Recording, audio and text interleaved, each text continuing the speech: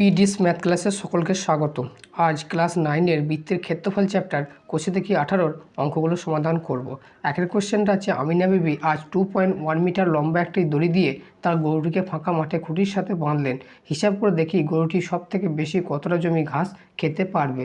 এখানে ধরলাম 2.1 মিটার লম্বা দড়ি দিয়ে গরুটিকে বেঁধে দিয়েছেন, তাহলে গরুটি এই বৃত্তাকার অংশের ঘাসগুলো খেতে পারবে। তাহলে বৃত্তের ব্যাসার্ধ দৈর্ঘ্য কত হবে? 2.1 মিটার। তাহলে এখানে লিখব বৃত্তের ব্যাসার্ধ এখানে 2.1 মিটার। তাহলে বৃত্তের ক্ষেত্রফল কত হবে? অতএব বৃত্তের ক্ষেত্রফল পাই আর স্কোয়ার, অর্থাৎ পায়ের মান 22/7 বসিয়ে দিলাম, আর স্কোয়ার মান হচ্ছে 2.1 তার হোল স্কোয়ার। তাহলে 22/7 আবার 2.1 তার হোল স্কোয়ার মানে হবে 2.1 × 2.1, দুবার গুণ করে দিলাম। তাহলে 22/7 × 21/10 × 21/10 করে দিলাম, দশমিক থাকার দরুন। এবার 7 3 21, এবার উপরে গুণ করব কত? 21 × 3 × 22। তাহলে এখানে 21 3 হবে, 3 1 3, 3 2 6 63, তার সঙ্গে 22 গুণ। তাহলে 22 গুণ করবে 2 3 6, 2 6 12, এটাও 126 আসবে। তাহলে 6 6 2 8, 2 1 3, 1386। তাহলে 1386 বাই নিচে কটা শূন্য? দুটো শূন্য। তাহলে দু ঘর আগে দশমিক হয়ে যাবে, তাহলে 13.86 এত বর্গ মিটার ঘাস গরুটি খেতে পারবে। অতএব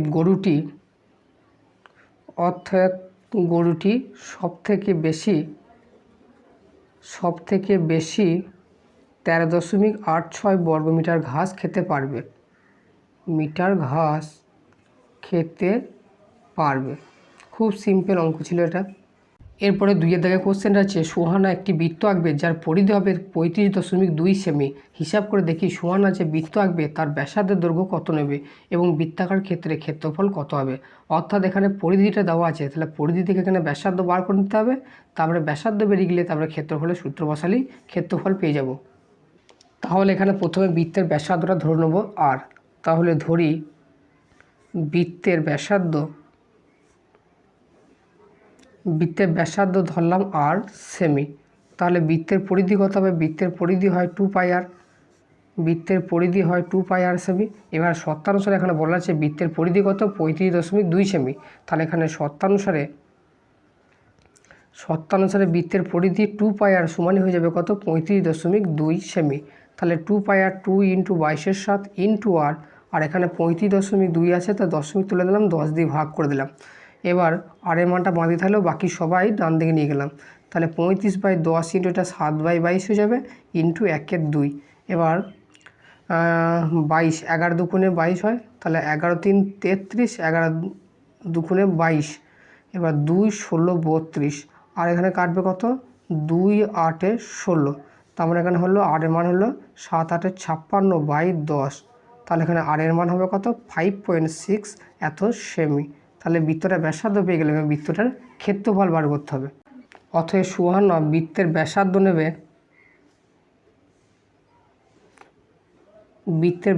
নেবে 5.6 সেমি। এটা একটা উত্তর বেরিয়ে গেল। এবার বৃত্তাকার ক্ষেত্রে ক্ষেত্রফল বার করতে হবে। অতএব বৃত্তাকার ক্ষেত্রের ক্ষেত্রফল, তাহলে বৃত্তাকার ক্ষেত্রে ক্ষেত্রফল হবে কত? পাই আর স্কোয়ার সূত্র। তাহলে পায়ের মান 22/7 × আর স্কোয়ার, আর এখানে 5.6 তার হোল স্কোয়ার। তাহলে হবে কত? 22/7 × 5.6টাকে দুবার গুণ করে দিলাম, 5.6 × 5.6। এবার দশমিক তুলব, 22/7 × 56/10 × 56/10। তাহলে 7 8 56, তাহলে 22 × 8 × 56 গুণ করে তাকে 100 দিয়ে ভাগ করতে হবে। 22 × 8 × 56, এটা গুণ করলে হবে 98/56 1 মিনিট দূরে 0, অর্থাৎ 100। তাহলে দশমিক আসবে কত? 98.56 এত বর্গ সেমি।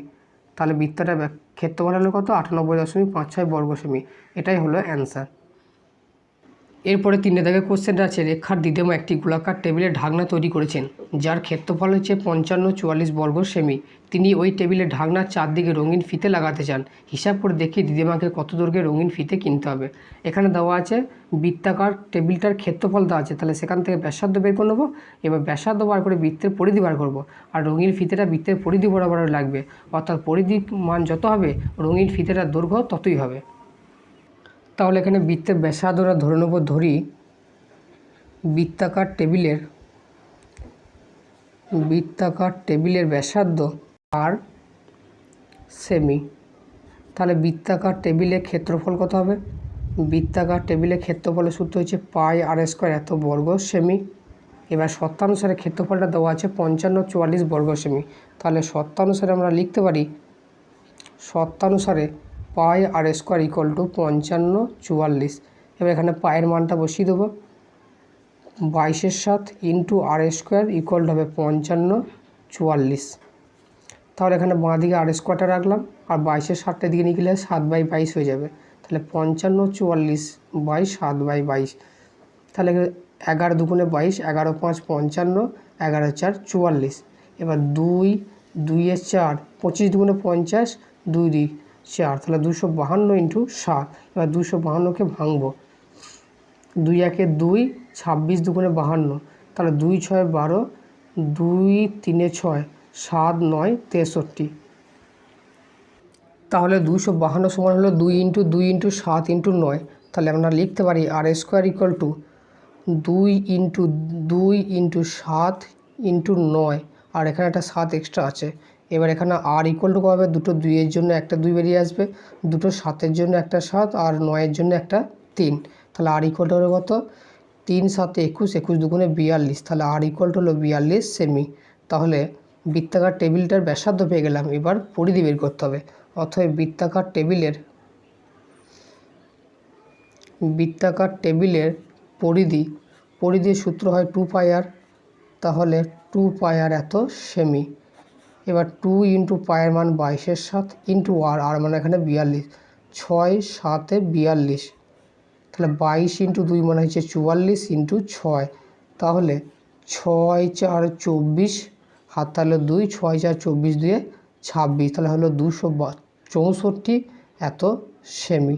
এবার এইটাই হবে রঙিন ফিতেটার দৈর্ঘ্য। অতএব 264 সেমি রঙিন ফিতে কিনতে হবে।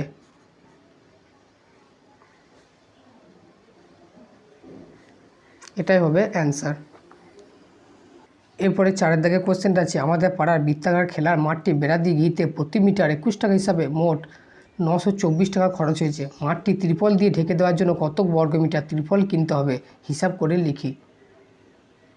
এখানে বৃত্তাকার মাঠটি ঘিরতে 21 টাকা হিসাবে 924 টাকা খরচ হয়েছে, অর্থাৎ মোট খরচকে 21 টাকা দিয়ে ভাগ করলে বৃত্তটার পরিধি পাবো, কারণ মাঠটি বেড়াটা পরিধি বরাবর দেওয়া আছে।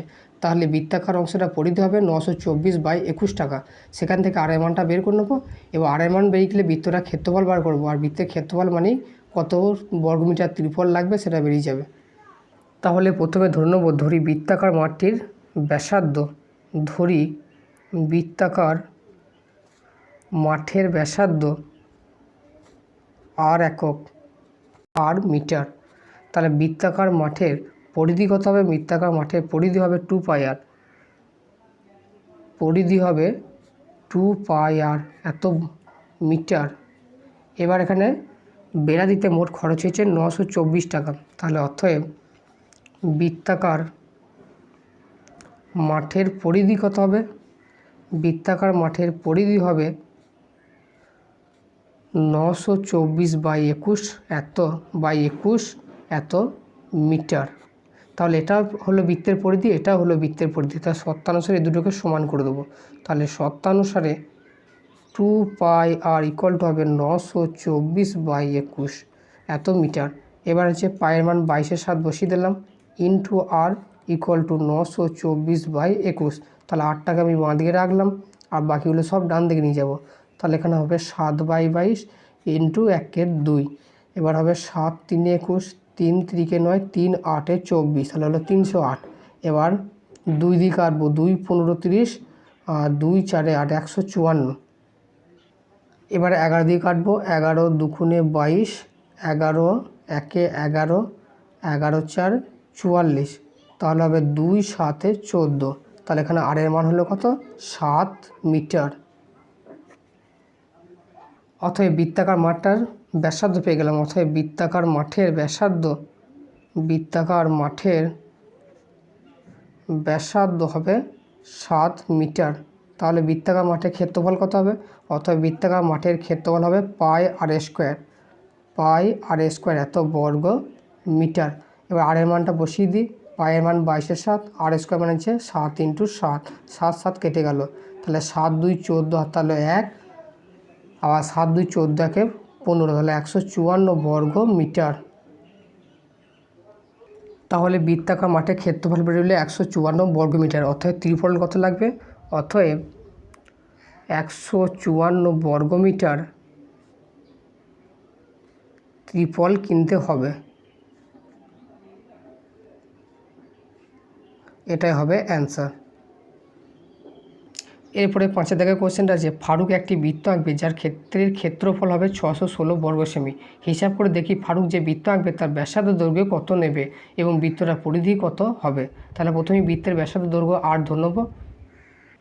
তাহলে প্রথমে ধরি বৃত্তাকার ক্ষেত্রের ব্যাসার্ধ সমান আর সেমি। অতএব বৃত্তাকার ক্ষেত্রের ক্ষেত্রফল কত? ক্ষেত্রফল হবে পাই আর স্কোয়ার এত বর্গ সেমি। অতএব আবার বৃত্তাকার ক্ষেত্রে ক্ষেত্রফলটা দেওয়া আছে কত? বৃত্তাকার ক্ষেত্রের ক্ষেত্রফলটা আবার দেওয়া আছে 616 বর্গ সেমি। অতএব শর্তানুসারে আমরা লিখতে পারি পাই আর স্কোয়ার = 616। তাহলে শর্তানুসারে পাই আর স্কোয়ার হবে 616। তাহলে পায়ের মান এখানে 22/7 বসিয়ে দিলাম, ইন্টু আর স্কোয়ার = 616। তাহলে আর স্কোয়ার হবে 616 ইন্টু 7/22। তাহলে প্রথমে 2 দিয়ে কাটি, 2 11 22, 2 3 6, 2 8 16। এবার 11 দিয়ে কাটলে কত হবে? 11 দুগুণে 22, 11 8 88। তাহলে এখানে আর স্কোয়ার কত হলো? 28 × 7। তাহলে আর স্কোয়ার 28কে আমরা লিখতে পারি 4 7 28, আর একটা 7 এক্সট্রা থাকলো। তাহলে আর হবে কত? 4-এর জন্য 2, আর দুটো 7-এর জন্য একটা 7, তাহলে 2 7 14। তাহলে আর হলো 14 সেমি। তাহলে বৃত্তাকার ক্ষেত্রে ব্যাসার্ধ পেয়ে গেলাম। এবার বৃত্তাকার ক্ষেত্রটার পরিধি হবে। অতএব বৃত্তাকার ক্ষেত্রে ব্যাসার্ধ হলো কত? 14 সেমি। এবার বৃত্তটার পরিধি বার করতে হবে। অতএব বৃত্তাকার ক্ষেত্রের পরিধি হবে 2 পাই আর। তাহলে 2 × পাইয়ের মান হলো 22/7 ইন্টু আর এর মান এখানে 14। তাহলে 7 2 14। তাহলে 22 দুগুণে 44, 44 দুগুণে 88 এত সেমি। বর্গ সেমি হবে না যেহেতু পরিধি। এটাই হবে অ্যান্সার। এরপরে 6 দাগের কোশ্চেন আছে, পলাশ ও পিয়ালি দুটি বৃত্ত এঁকেছি যাদের ব্যাসার্ধের দৈর্ঘ্য অনুপাত 4:5। হিসাব করে দুজনের আঁকা বৃত্তাকার ক্ষেত্র দুটি ক্ষেত্রফলের অনুপাত লিখি। তাহলে এখানে ব্যাসার্ধ অনুপাত দেওয়া আছে, এখান থেকে ব্যাসার্ধ 4x ও 5x ধরে নিতে হবে, সেখান থেকে ক্ষেত্রফল বার করে অনুপাত বার করতে হবে। তাহলে এখানে লিখব পলাশ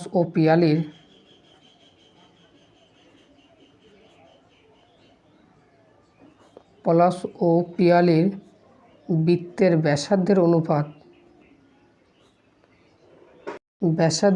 এখানে আছে 4:5। তাহলে ধরি পলাশের বৃত্তের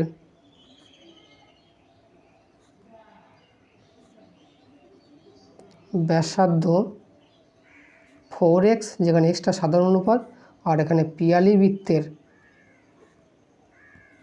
ব্যাসার্ধ ধরে নেব 5x। এবার অতএব পলাশের বৃত্তের ক্ষেত্রফল কত হবে? পাই আর স্কোয়ার। বৃত্তের ক্ষেত্রফল হবে পাই আর স্কোয়ার সমান হবে 22/7 ইন্টু 4x তার whole square, that is 22/7 into 16x² এত বর্গ একক। এগুলোকে একক লিখব। এবং পিয়ালির বৃত্তের ক্ষেত্রফল হবে কত? এবার পিয়ালির বৃত্তের ক্ষেত্রফল হবে কত? Pi r square. এখানে পায়ের মান 22/7 বসিয়ে দিলাম, আর এখানে আর এর মান কত হবে? 5x তার whole square, that is 22/7 into 5 5 25 x square এত বর্গ একক। এবার দুটো ক্ষেত্রফলের অনুপাত বার করতে হবে। অতএব পলাশ ও পিয়ালির বৃত্তের ক্ষেত্রফলের অনুপাত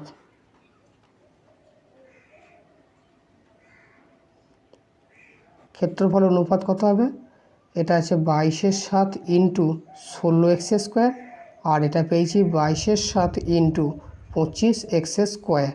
তাহলে এখানে 22/7 x স্কোয়ার কেটে গেল, তাহলে হলো কত? 16:25। এটাই হবে অ্যান্সার। এরপরে সাথে কোশ্চেনটা যে সুমিত ও রেবা একই দৈর্ঘ্যে দুটি তামার তার এনেছে। সুমিত ওই তারটি বেঁকে আয়তাকার চিত্র তৈরি করেছে, যার দৈর্ঘ্য হচ্ছে 48 সেমি এবং প্রস্থ 40 সেমি। কিন্তু রেবা একই দৈর্ঘ্যে তামার তারটি বেঁকিয়ে বৃত্ত তৈরি করলো। হিসাব করে দেখি সুমিতের তৈরি আয়তাকার চিত্র এবং রেবার তৈরি বৃত্তের মধ্যে কোনটি বেশি জায়গা জুড়ে থাকবে। তাহলে সুমিত একটা কি করেছে? আয়তাকার ক্ষেত্র তৈরি করেছে, আর রেবা একটা বৃত্ত তৈরি করেছে। এবার বের করতে হবে কোনটা জায়গা বেশি হবে। তাহলে আয়তক্ষেত্রের দৈর্ঘ্য বলা আছে কত? দৈর্ঘ্য বলা আছে 48 সেমি, আর প্রস্থ বলা আছে 40 সেমি। তাহলে আয়তক্ষেত্রের পরিসীমা যা হবে বৃত্তের পরিধিটা তাই হবে, কারণ তার দুটো একই দৈর্ঘ্যের। এবারে প্রথমে লিখব আয়তক্ষেত্রের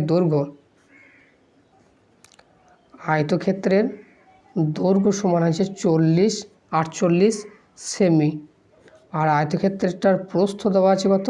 40 সেমি। তাহলে আয়তক্ষেত্রের পরিসীমা কত হবে?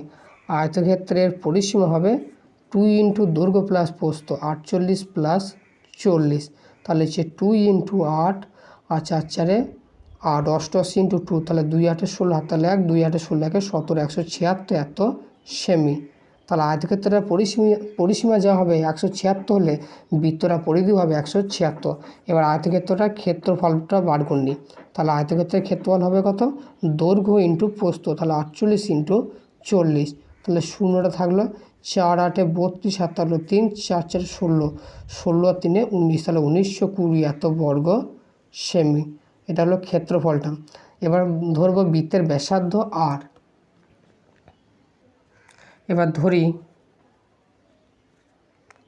বৃত্তের ব্যাসার্ধ আর সেমি।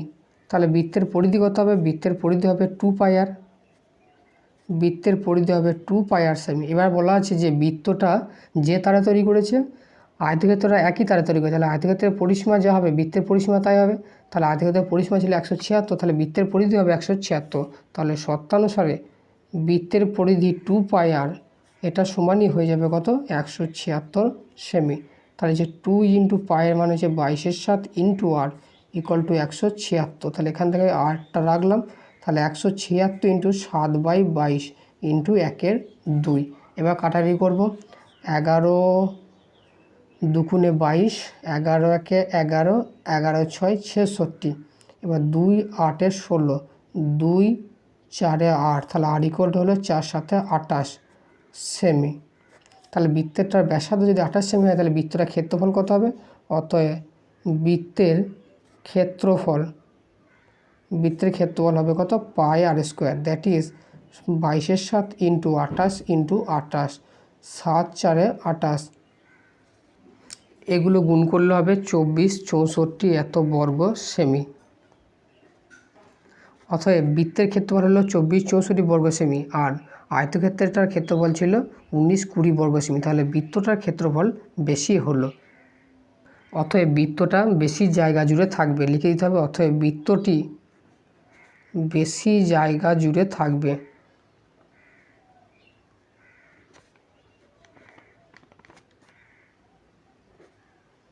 এটা হবে অ্যান্সার।